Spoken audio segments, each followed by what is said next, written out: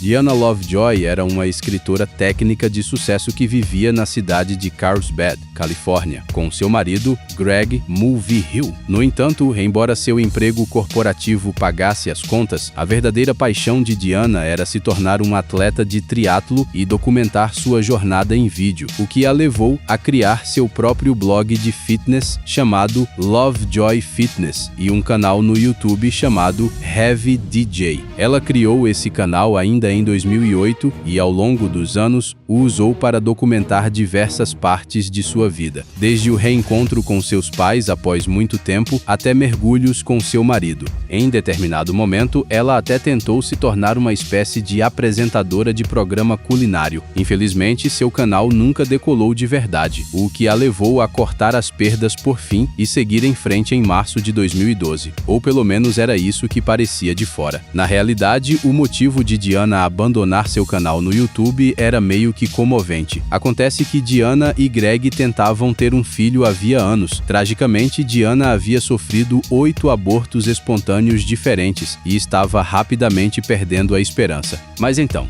em setembro de 2012, os dois foram abençoados com um menino perfeitamente saudável, marcando o fim dessa luta. No entanto, o que deveria ter sido um momento de celebração deu início a uma espiral descendente de mentiras e traições e acabou em uma tentativa de assassinato. As coisas começaram a piorar quando, apenas alguns meses após o nascimento do filho, Greg perdeu o emprego, deixando Diana como a única provedora da família. O estresse dos abortos anteriores, combinado com o peso esmagador de ter que sustentar uma família sozinha em uma cidade extremamente cara, foi desastroso para o casamento. Não demorou muito para que os dois brigassem constantemente. As coisas escalaram ainda mais em 9 de julho de 2014, quando Greg voltou para casa e encontrou um policial esperando por ele na porta. O oficial explicou que Greg não tinha permissão para entrar em sua própria casa porque, como se descobriu, Diana o havia acusado de agredir tanto ela quanto o filho.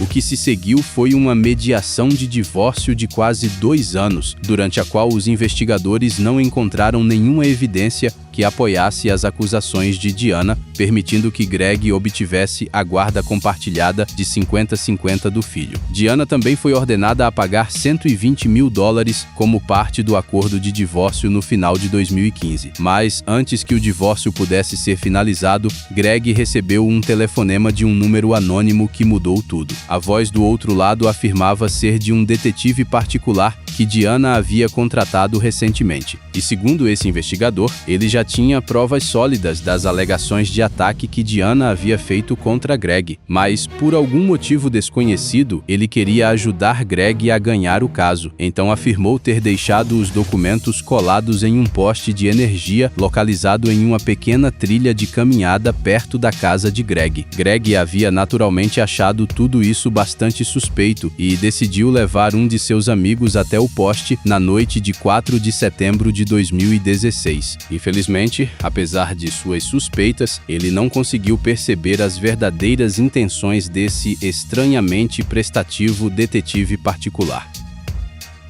Hello, this is 911. Yeah. My friend has just been shot. Do you know who shot him? There's a guy lying down like a sniper. A sniper? Did you see him at all? Briefly, we saw the gun, and he shot at us like 6 or 7 times. Quando Greg chegou ao poste, um atirador abriu fogo contra ele, acertando-o diretamente no peito. Felizmente, a bala errou seu coração por apenas alguns centímetros, dando-lhe uma segunda chance de vida. Quando a polícia chegou, o atirador já havia fugido da cena do crime. Mas uma rápida vistoria da área permitiu aos investigadores descobrir um par de toalhas que o atirador havia deixado para trás. Realizar um teste de DNA nessas toalhas levou a um homem chamado Weldon McDavid, o instrutor de tiro de Diana. Weldon tentou negar qualquer envolvimento a princípio, mas as evidências contra ele eram avassaladoras, pois após uma busca minuciosa, os investigadores conseguiram encontrar outro conjunto das mesmas toalhas na casa de Diana também. Eles Eles também receberam imagens de câmera de segurança de Diana comprando o celular pré-pago que Weldon mais tarde usou para atrair Greg para a área isolada. Mais importante ainda, os investigadores também encontraram a arma que Weldon usou contra Greg, escondida nas vigas da garagem dele. A essa altura, estava claro que Diana era quem queria se livrar de Greg, provavelmente para evitar pagar o acordo de divórcio e manter a guarda total do filho. Diana e Weldon foram presos pela tentativa de assassinato de Greg Mulvihill e julgados por seus crimes em novembro de 2017. Ambos foram considerados culpados, com Diana sentenciada a 26 anos de prisão perpétua e Weldon a uma pena mais severa de 50 anos de prisão perpétua. O único ponto positivo em todo esse caso é que Greg conseguiu se recuperar completamente e agora vive com seu filho. O canal Gunnar Runar 87 no YouTube parece estranhamente comovente à primeira vista. Ele pertence a um rapaz islandês chamado Gunnar Runar Sigthorsson e contém um único vídeo de 3 minutos e meio no qual ele confessa seus sentimentos pela garota que ama. O título se traduz para o português como Minha Confissão para Hildur. Nele, ele diz coisas como: Hún án efa sérstakasta manneskjan sem ég nokkuð tímann heyrt. Ég verð svo ótrúlega glaður bara að vera nálægt henni. Það þarf ekki meira. Og þetta er ætlað þér því að ég held ég orðin ástfangin af þér.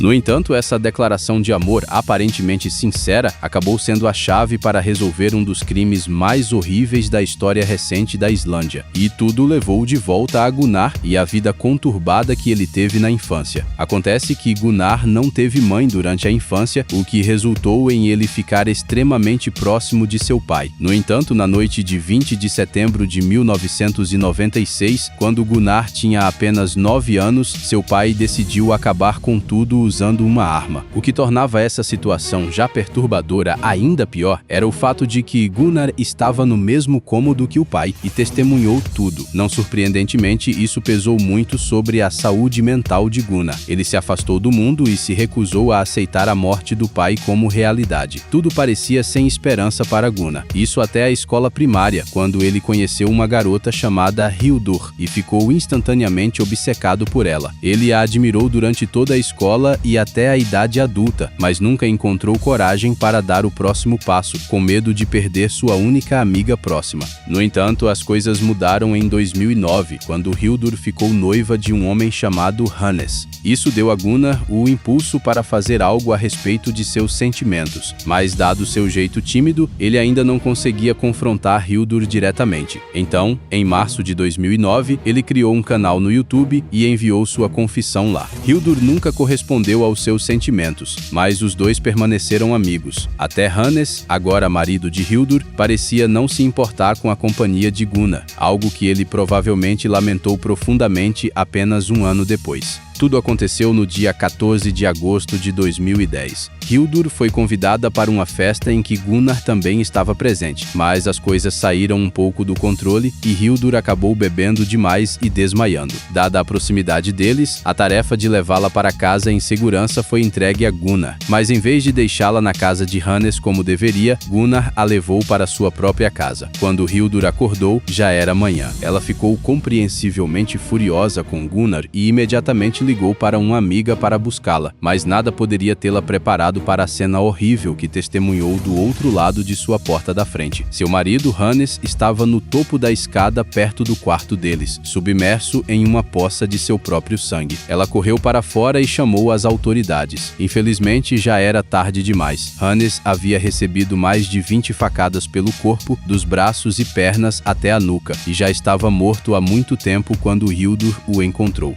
Dado seu estado, sua morte foi classificada como homicídio e os investigadores não perderam tempo em buscar o assassino. E embora inicialmente suspeitassem de um de seus rivais de negócios, não demorou muito para que os investigadores encontrassem o vídeo de confissão de Gunnar para Hildur e o chamassem para interrogatório. Gunnar negou saber de qualquer coisa e acabou sendo solto por falta de evidências. Felizmente, nem toda a esperança estava perdida, porque pouco depois disso, os investigadores encontraram uma pegada ensanguentada ao lado da cama de Hannes. Investigando mais a fundo essa pegada, descobriu-se que ela pertencia a um par de tênis Adidas de edição limitada. Na época, havia apenas 18 desses tênis específicos em toda a Islândia, e Gunnar, por acaso, possuía um desses pares. Isso foi evidência suficiente para detê-lo mais uma vez. Isso também deu aos investigadores autoridade para fazer uma busca minuciosa em seus pertences, resultando na descoberta de resíduos do sangue de Hannes em seus sapatos e também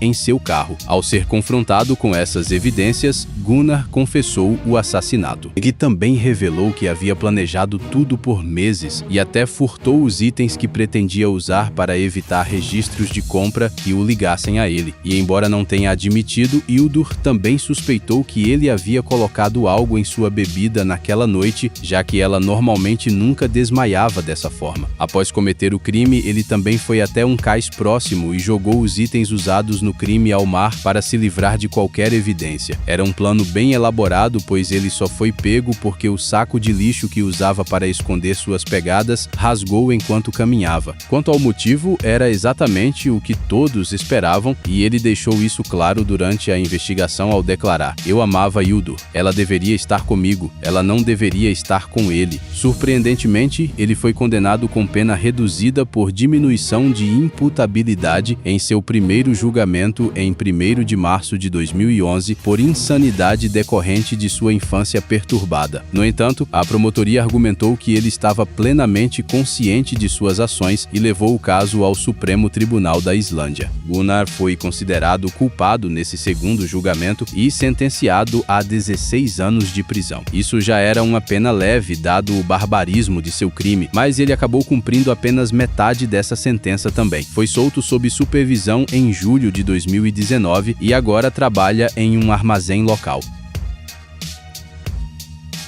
Simply Manic 6075 era um canal no YouTube criado e administrado por Samantha Wolford, de 24 anos. Ela morava na pequena comunidade de Monticello, Texas, com seu marido Ernest Lee Ibarra, também conhecido como Ernie, e seus 5 filhos. Ela geralmente fazia vídeos sobre seu dia a dia e outros tópicos variados. Sua história começou em 2008, quando ela estava no ponto mais baixo de sua vida. Ela havia se tornado recentemente mãe solteira de um par de gêmeos e não tinha nenhum interesse amoroso em sua vida. Foi quando ela conheceu Ernie em uma loja de tatuagem local e os dois se entenderam de imediato, acabou por se relacionando e formando uma família. Em um de seus vídeos, Samantha descreveu o dia em que conheceu Ernie como o dia mais feliz de sua vida. Juntos, foram abençoados com mais 3 filhos, incluindo mais um par de gêmeos. Criar 5 filhos era um desafio, mas Ernie dava um jeito ao pegar um segundo emprego entregando pizza. Portanto, embora tivessem passado por momentos difíceis juntos, Samantha, Ernie e seus 5 filhos pareciam ser uma família perfeita e amorosa.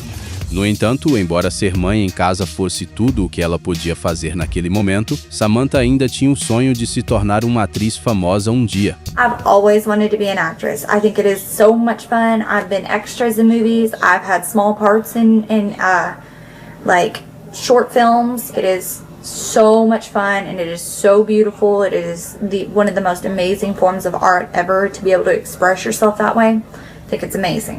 Então, em outubro de 2010, ela criou seu canal no YouTube e começou a postar vídeos, esperando se tornar uma youtuber popular e realizar seu sonho na internet. E as coisas estavam surpreendentemente bem no começo. Samantha postava novos vídeos sempre que tinha algo novo a dizer. E embora a maioria de seus vídeos tivesse dificuldade em passar de 100 visualizações na época, os poucos espectadores que ela tinha eram suficientes para mantê-la em frente. Mas com o passar do tempo, sua paixão por fazer vídeos se transformou em obsessão. Ela começou a dedicar mais tempo à produção de vídeos do que à família, colocando ainda mais pressão sobre um Ernie já estressado. Por volta de 2014, ela também começou a acusar Ernie de machucá-la em seus vídeos, insinuando o quão ruim estava o relacionamento deles. A essa altura, depois de postar um vídeo aparentemente aleatório em março de 2014, Samantha misteriosamente desapareceu da internet. Talvez ela tenha perdido o interesse no no YouTube ou apenas querido se concentrar na família novamente. Ninguém sabia ao certo por que ela parou tão abruptamente. Então, no dia 20 de fevereiro de 2015, os espectadores finalmente receberam a atualização que estavam esperando. Infelizmente, foi muito mais trágica do que qualquer um poderia ter imaginado. Tudo começou com a polícia do Texas recebendo um telefonema de uma das tias de Samantha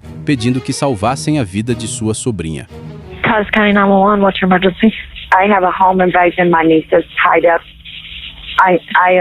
I am at the verge of untying my niece at this particular moment. Okay, she's tied up. She is tied up and gagged. And gagged? Is that what you said? Ma'am. Is there anybody else there? Where are the kids? We have 5 small infants asleep. Aparentemente, 3 homens mascarados invadiram a casa deles no meio da noite e atacaram o casal enquanto dormia. Os intrusos então amarraram Samantha em seu quarto e, após baterem Ernie com uma arma algumas vezes, o sequestraram. Samantha, de alguma forma, conseguiu afrouxar as amarras o suficiente para ligar para sua tia, que então contatou a polícia após chegar à casa de Samantha. Quando os policiais chegaram, a tia de Samantha já a havia soltado das amarras. As crianças, felizmente, também estavam em segurança. No entanto, o que tornava toda essa situação estranha era o fato de que os intrusos não levaram nada mais da casa além de Ernie. E pelas pessoas que o conheciam pessoalmente, Ernie não era o tipo de pessoa que fazia inimigos perigosos. Em resumo, os investigadores sentiram que havia algo estranho em toda a situação, mas tudo isso ficou em segundo plano diante do objetivo principal, que era salvar Ernie o mais rápido possível. Infelizmente, Samantha não sabia de nada que pudesse dar aos investigadores sua primeira pista. Sem outra opção, os policiais levaram Samantha à delegacia para questionamentos adicionais, esperando extrair dela qualquer informação útil. Mas o que nenhum deles esperava era que Samantha mudasse completamente sua história ao entrar na sala de interrogatório. Onde antes ela não sabia nada sobre os agressores, agora ela tinha o nome de um possível suspeito, John Rebel. Segundo a versão de Samantha, ela estava conversando com uma amiga sobre as supostas agressões de Ernie contra ela, quando de repente um homem com o pseudônimo de John Rebel ouviu a conversa e começou a falar sobre como um homem não deveria tratar uma mulher daquela forma e que ele iria resolver a situação. Bem, como se descobriu, o nome John Rebel pertencia de fato a alguém, um homem chamado Jonathan Sanford. A polícia encontrou e prendeu John logo após Samantha revelar seu nome, junto com seus 2 cúmplices, José Ponce e Octavius Rimes. Surpreendentemente, Jonathan ofereceu pouca ou nenhuma resistência e imediatamente confessou o sequestro de Ernie. Ele também confirmou o pior resultado possível. Quando a polícia foi envolvida, Ernie já estava morto. Os 3 o levaram para uma floresta isolada e o executaram com um tiro na nuca. No entanto, mesmo após descobrir tudo isso, uma pergunta permanecia. Por quê? Por que 3 homens que nem mesmo conheciam Ernie o sequestrariam assim? Cada resposta a essa pergunta apontava de volta para Samantha, que continuava negando qualquer envolvimento. Mesmo que os investigadores ignorassem o fato de ela ter se lembrado repentinamente do nome do perpetrador, havia vários outros aspectos suspeitos em sua história. Como ela conseguiu se soltar o suficiente para ligar para sua tia, porque nenhum de seus vizinhos ouviu a invasão e porque as crianças estavam todas dormindo no mesmo quarto, quando normalmente ficavam espalhadas pela casa, não demorou muito para que os investigadores descobrissem provas inegáveis de seu envolvimento direto. Isso incluía mensagens de instrução que ela enviou a Octavius enquanto os policiais tentavam ligar para o celular de Ernie, que estava com ele. Essas mensagens diziam: mata o celular dele, desliga isso, joga o telefone fora, sai daqui.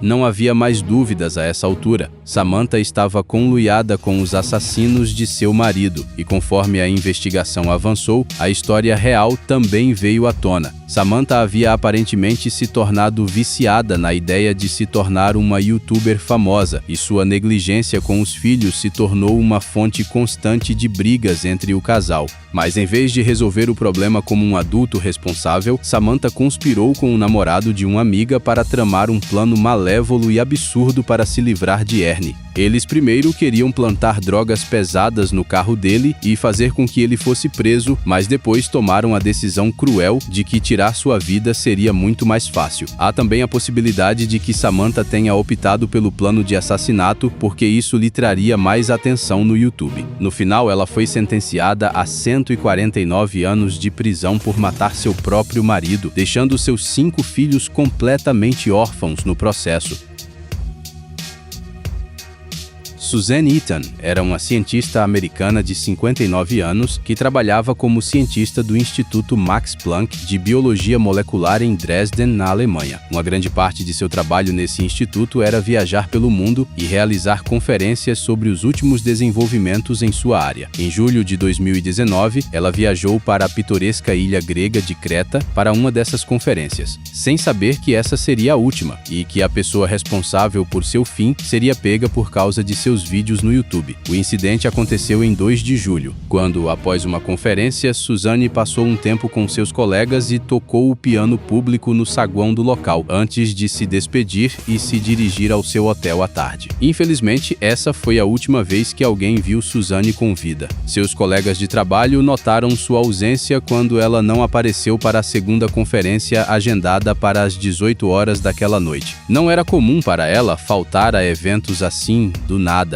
Algo estava errado. Um fato que ficou cada vez mais claro quando mais de 24 horas se passaram sem que ninguém tivesse notícias dela. Então, em 3 de julho, seus colegas chamaram a polícia para verificar como ela estava, esperando que ela estivesse simplesmente doente ou algo do tipo. No entanto, quando os policiais chegaram ao quarto de hotel dela, ninguém atendeu a porta. Eles obtiveram uma chave reserva da gerência do hotel e entraram, apenas para encontrar o quarto completamente vazio e intocado. Todos os pertences de Suzanne também ainda estavam no quarto. As únicas coisas que faltavam eram seus tênis de corrida e um conjunto de roupas de exercício. Quem a conhecia entendeu imediatamente o que isso significava. Você vê, além de sua destreza acadêmica e expertise ao piano, Suzanne também era atleta por natureza. Ela tinha faixa preta dupla em Taekwondo e, apesar da idade, adorava correr todos os dias. Saber disso ajudou os investigadores a estreitar o que poderia ter acontecido com ela. Em resumo, ela provavelmente saiu para correr logo após voltar ao hotel em 2 de julho, e algo deu errado depois disso. Ela não conhecia muito bem a região e, para piorar, o tempo estava desconfortavelmente quente naquela tarde. Havia uma forte possibilidade de que ela tivesse desmaiado por causa do calor ou algo parecido. Depois de chegar a essa conclusão, a polícia de Creta imediatamente enviou uma equipe de busca e resgate para a área ao redor de seu hotel e nas trilhas de corrida mais populares. Sua família até viajou para Creta e ofereceu uma recompensa de 50 mil euros para qualquer um que pudesse ajudar a encontrar Suzanne. Infelizmente, Suzanne não foi encontrada em lugar nenhum. Isso até 5 dias depois, em 8 de julho, quando 2 jovens exploravam um dos abandonados bunkers nazistas da Segunda Guerra Mundial espalhados por Creta. A cerca de 200 metros da entrada, um deles notou um pedaço de estopa cobrindo algo no chão. Eles levantaram uma das pontas para ver o que estava embaixo, e o que encontraram foi o resultado de um dos crimes mais hediondos da história recente de Creta. A estopa cobria os restos ensanguentados de Suzanne Eaton.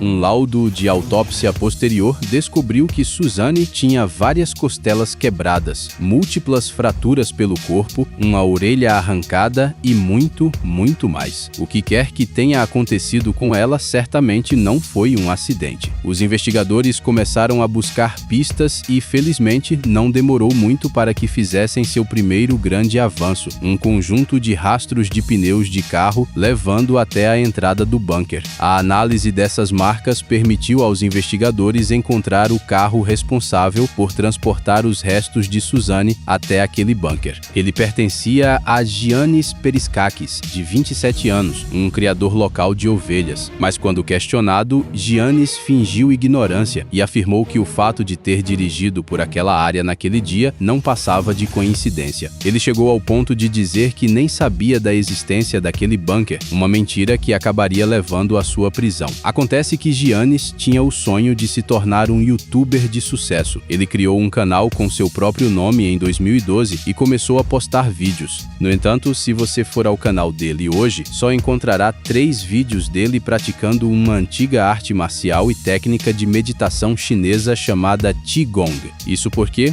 alguns dias antes de o corpo de Suzane ser descoberto, Giannis apagou todos os outros vídeos de seu canal. E quando as autoridades recuperaram alguns desses vídeos excluídos, ficou claro o motivo. Você vê, a maioria desses vídeos deletados envolvia Giannis explorando bunkers abandonados da Segunda Guerra Mundial, incluindo aquele onde os restos de Suzane foram descobertos. Essa contradição deu às autoridades a autorização para prendê-lo formalmente em 15 de julho. Também lhes permitiu investigá-lo mais a fundo, e as evidências que descobriram eram avassaladoras. Descobriu-se que o terreno onde esse bunker estava localizado pertencia à família de Giannis. Os investigadores também encontraram rastros do sangue de Suzane no porta-malas de seu carro. Ao ser confrontado com essas evidências, Giannis cedeu e contou toda a história. Segundo ele viu Suzane correndo pela estrada e algo tomou conta dele. Ele a atropelou com seu carro 2 vezes antes de colocá-la no veículo, dirigir até o bunker e tirar sua vida lá. Mais tarde, ele mudou sua versão para uma em que teria sido compelido a cometer o crime por um demônio. Infelizmente para ele, o júri não acreditou nessa versão e o sentenciou à prisão perpétua sem possibilidade de liberdade condicional em 2020. Isso deveria ter sido o fim da história de Giannis, mas pelo que vi, há mais em suas ações do que esse único crime pelo qual foi condenado. O fato é que Giannis apresentou seu ato vil como um crime de oportunidade, algo que fez completamente do nada. No entanto, há evidências que sugerem que Giannis pode ser um serial killer de verdade. Por exemplo, ele aparentemente foi detido pela polícia 2 vezes antes, uma por incêndio criminoso e outra por crueldade com animais, ambos comportamentos iniciais bem conhecidos de serial killers. Após sua prisão, várias outras mulheres também vieram a público testemunhar que ele havia tentado atropelá-las com seu carro no passado.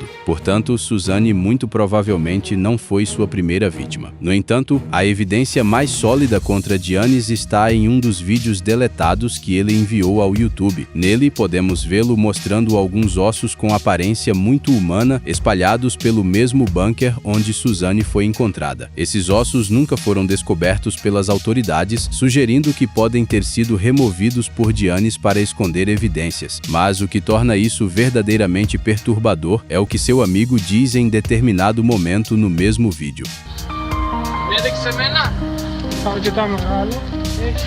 Isso se traduz aproximadamente como: é aqui que você deixou aquele velho, insinuando que Giannis havia descartado uma de suas vítimas anteriores no mesmo bunker antes. E se for esse o caso, só se pode imaginar quantas outras pessoas Giannis matou ao longo dos anos.